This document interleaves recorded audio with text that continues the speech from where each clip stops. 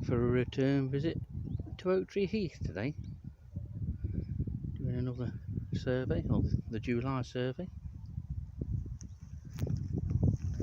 Lovely warm day.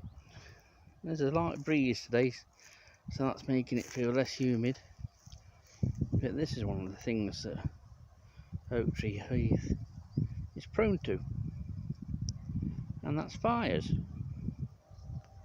whether deliberately or accidentally, by discarded cigarettes, or more likely refraction of the sun's rays through discarded glass bottles.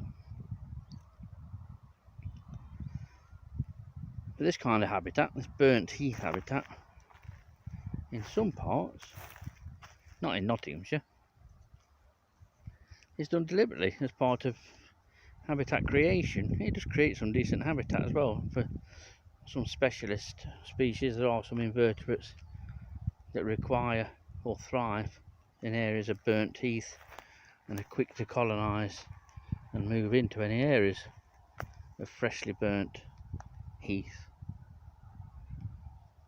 One of the things about burnt heath, it does rejuvenate quickly, and the two plants that really do rejuvenate quickly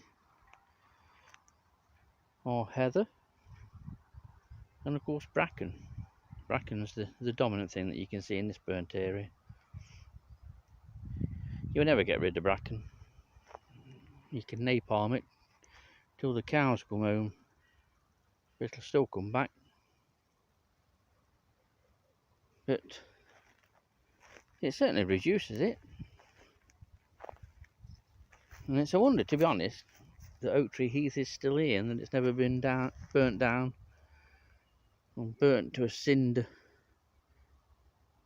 by an element of the local population, shall we say. But certain areas do catch fire one way or another annually, and it is a really special place actually. There's some really good invertebrates here. It's not visited anywhere near often enough, and it's not a big area. I'm saying it's virtually entirely surrounded by housing.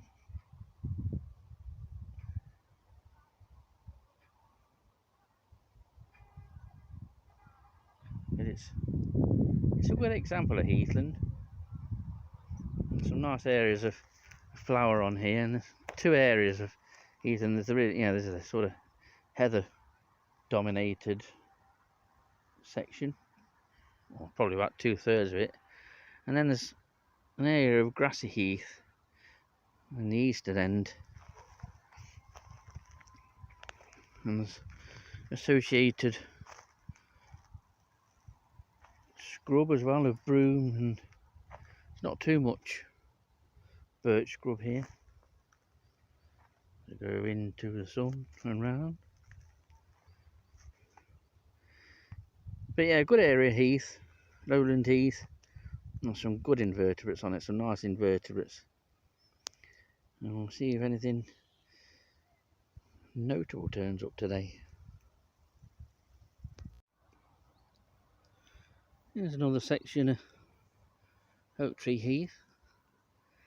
You may well think that this is another burnt area, but it isn't.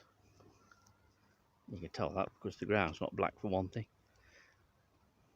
This has been deliberately scraped to create a bare ground habitat. So one of the specialist groups of bare ground habitat really are the aculeates and the solitary bees, and there's quite a lot of solitary bees here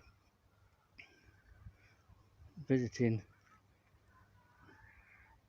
other species' nest holes, and then plus digging out their own nest holes.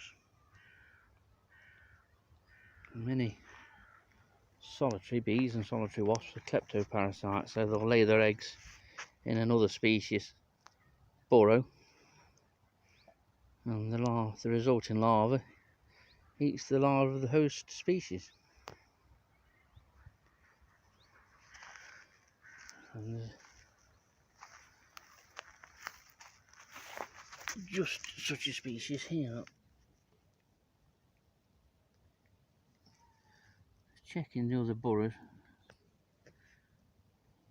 Looks like an ectemnius species, but without a specimen these are difficult to identify. But you can see how this one is visiting and looking at different burrows and looking for the host species.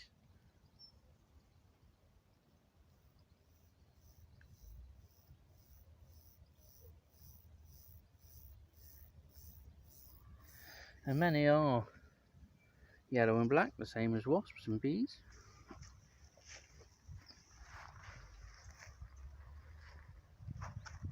But they don't sting. At least not people.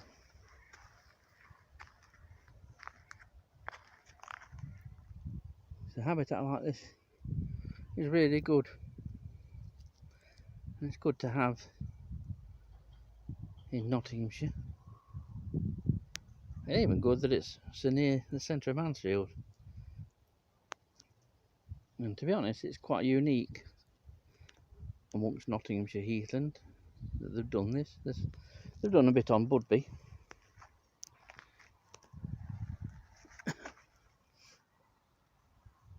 There's another ectemnius species by the looks of it, visiting the nest holes of other species. So yeah, bare ground habitat is what makes Tree Heath a special place. Let's hope it all doesn't burn down one day.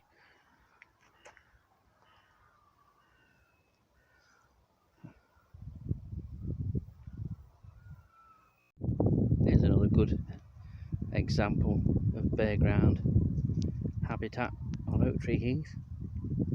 So there's another one of the areas that was cleared or scraped a few years ago, banked up down the bottom, down there. And what's happened here is it's typical of what would happen if woodland was allowed to progress on its own and colonise further afield. If you was to cut a woodland down, or half of it down, create a clear edge with a completely bare field at the side of it, especially in Sherwood, on Sherwood sandstone, heathland sort of substrate, you'd get this. This tree here would mark your edge of your woodland, and this is an example of what birch does and what birch is.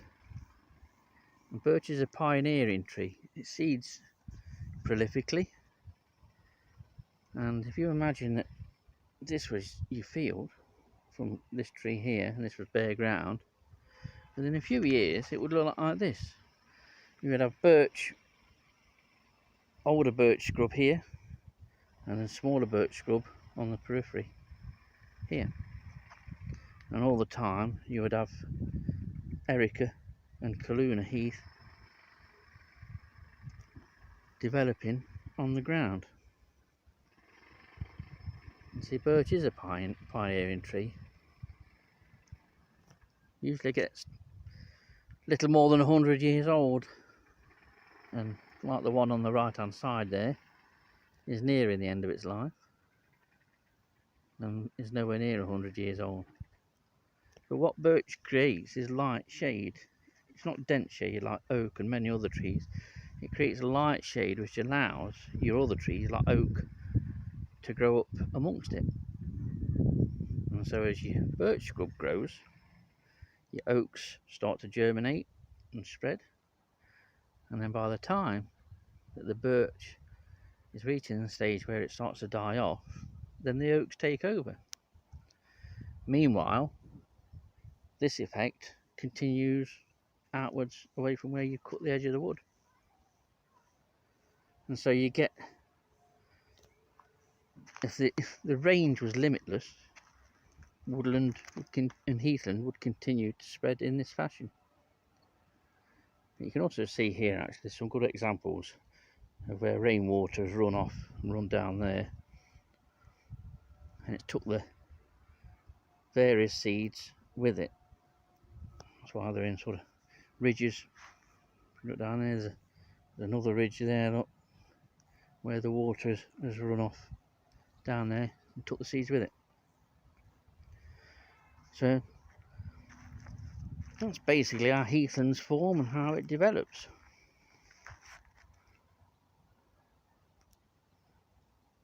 There your birch is never going to live long. Always creates light shade. That's why stuff can grow under birch. It struggles to grow under oak and beech especially. Even bracken's not particularly fond of growing under beech because beech takes a lot of the water. Beech is usually quite shallow rooted. But this quite graphically shows how heathland spreads if it gets the chance.